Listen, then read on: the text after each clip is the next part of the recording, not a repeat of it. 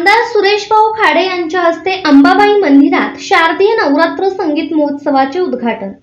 मंदिराचे उर्वरित 2,18,00,000 रुपये ताबडतोब मिळतील। आमदार सुरेश भाऊ खाडे। मिरजेचे ग्रामदेवत श्री अंबाबाई मंदिरामध्ये प्रतिवर्षीप्रमाणे याही वर्षी शारदीय नवरात्र संगीत महोत्सवाला आजपासून सुरुवात झाली। या संगीत महोत्सवाचे उद्घाटन माजी पालकमंत्री आमदार सुरेश भाऊ खाडे यांच्या अध्यक्षतेखाली विख्यात गायिका विदुषी कलापिनी कोमकली यांच्या शुभ हस्ते तसेच जनसुराज्य शक्ती पक्षाचे प्रदेशाध्यक्ष समित दादा कदम यांच्या प्रमुख उपस्थितीत संपन्न झाला। यावेळी संगीत महोत्सव मंडळाचे अध्यक्ष मधुकर पाटील मळणगावकर, उपाध्यक्ष डॉक्टर शेखर करमरकर, माजी महापौर संगीताताई खोत, माजी नगरसेवक पांडुरंग कोरे, माजी नगरसेवक योगेंद्र थोरात यांच्यासह अंबाबाई ट्रस्टचे पदाधिकारी तसेच श्रोते भाविक मोठ्या संख्येने उपस्थित होते। कोल्हापूर संगीत महोत्सवाला महाराष्ट्र शासनाने राज्य संगीत महोत्सव दर्जा दिला असून या धर्तीवर मिरजेतील श्री अंबाबाई मंदिर संगीत महोत्सवालाही राज्य संगीत महोत्सवाचा दर्जा शासनाकडून देण्यात यावा अशी मागणी यावेळी संगीत महोत्सव आयोजकांनी केली। समित दादा कदम यांनी खाडे साहेब यांच्यासोबत शासनाकडे पाठपुरावा करून राज्य संगीत महोत्सव दर्जा मिळवण्यासाठी प्रयत्न करणार असे आश्वासन दिले। आमदार सुरेश भाऊ खाडे यांच्या प्रयत्नातून श्री अंबाबाई मंदिर सभा मंडप करण्यासाठी 5,18,00,000 रुपये मंजूर झाले आहेत।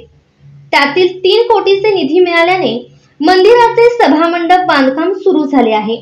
उर्वरित 2,18,00,000 रुपयांसाठी प्रस्ताव प्रशासनाला दिला असून ताबडतोब निधी मिळेल यासाठी प्रयत्न करणार असे आश्वासन आमदार सुरेश भाऊ खाडे यांनी दिले।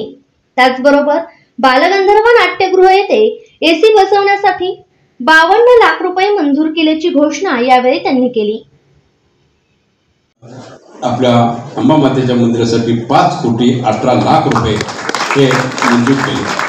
त्याचे मला वाटतं 2.5 कोटी आले, पण 3 कोटी आले।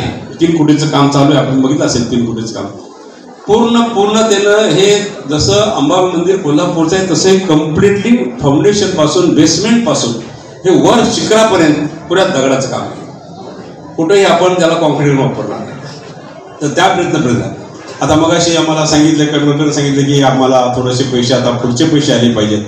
पुढच्या पैशाचा प्रस्ताव आपला गेलेला आहे, मंत्रालयात आहे, निश्चितच त्याचा पाठपुरावा करू आम्ही आणि पुढचे पैसे जे 2,18,00,000 ते ताबडतोब मिळतील ह्या उद्देशाने आम्ही प्रयत्न करू। पण हे मंदिर उभा आहे त्यावेळेला हे कसं 400 वर्षाचं आहे तसं तेही 1000 वर्ष तुम्हाला मिळेल बघायला, त्यामुळे त्यालाही काय होणार नाही। तर अशा पद्धतीने ही एक सेवा करायची संधी मला इथं मातेने दिली।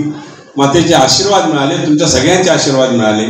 मला 4 वेळा इथून आमदार केलं, पालकमंत्री केलं, कामगार मंत्री केलं, सामाजिक न्याय मंत्री केलं, 2 वेळा कॅबिनेट मंत्री झालो आणि हे सगळं तुमच्या आशीर्वादानं मातेच्या आशीर्वादानं केलं।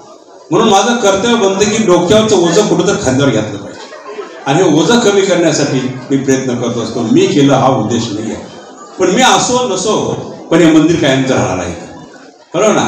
आणि हा उत्सव तर कायम चालणार नाही, 100 वर्ष तर होणार नाहीत, बरोबर। ह्या दृष्टिकोनातून सगळ्यांनी प्रयत्न केले, आपण सगळ्यांचं सहकार्य असतं। हा उत्सव जोमानं ताकदीनं आणि खूप वेळा आणि मी प्रत्येक वर्षी हा उत्सवाला येत असतो आणि मध्ये वेळ मिळाला तर निश्चितच मी प्रोग्राम संपेपर्यंत मी ऐकायला पण बसलेला असतो। पण एवढा सुंदर कार्यक्रम, देखणा कार्यक्रम आपल्या मिरजेमध्ये होतोय, त्यामुळं निश्चितच मी सर्व नियोजकांचा मी धन्यवाद देतो, त्यांचे आभार मानतो। आणि ह्या कार्यक्रमाला निश्चित आपण सर्वजण एवढ्या मोठ्या संख्येनं उपस्थित राहिलात त्याबद्दल माझ्या माता बहिणींचं आपल्या सर्वांचं मी धन्यवाद देतो, आभार मानतो। मातेला विनंती करतो अशीच सेवा करायची संधी वारंवार आमच्या पाठीशी दे, आम्हाला दे। ती संधी आम्ही निश्चितच दवडणार नाही, आम्ही निश्चित ती संधी पूर्ण करू या दृष्टिकोनाचा आमचा प्रयत्न असेल आणि आमच्या सर्व भक्तांना सुख शांती समाधान आरोग्यमय जीवन दे एवढीच मी प्रार्थना करतो आणि थांबतो। जय हिंद, जय महाराष्ट्र।